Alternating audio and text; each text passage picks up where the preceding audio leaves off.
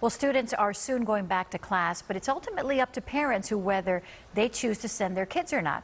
So how will it all work? Having kids learning virtually and some in the classroom? NBC6 reporter Ari Odzer gives us a look live from Hollywood. Ari.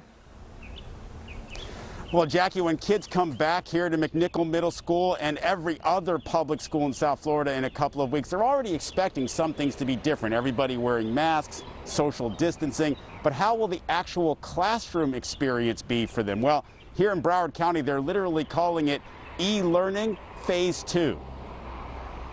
How was your day? We all know what distance learning looks like from home. Now parents will have a choice to continue this process or send their kids back to school. And I think a lot of parents that I speak to have no idea what to expect when schools reopen.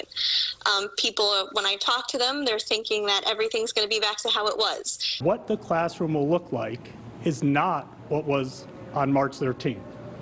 But it's also not just what they've been experiencing in e-learning so far this year.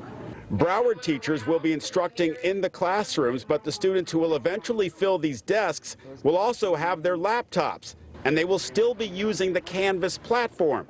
So the academic playing field is level for the kids who opt to learn from home. Teachers will have the opportunity to utilize the tools they have, but they must ensure that the learning for the students at home is the same for the students in the classroom. This is very important to us, that we not compromise the learning. Some parents hear that and think their kids might as well stay home. We're just looking at e-learning, that the teachers are going to be supervising. They're not going to be live teaching.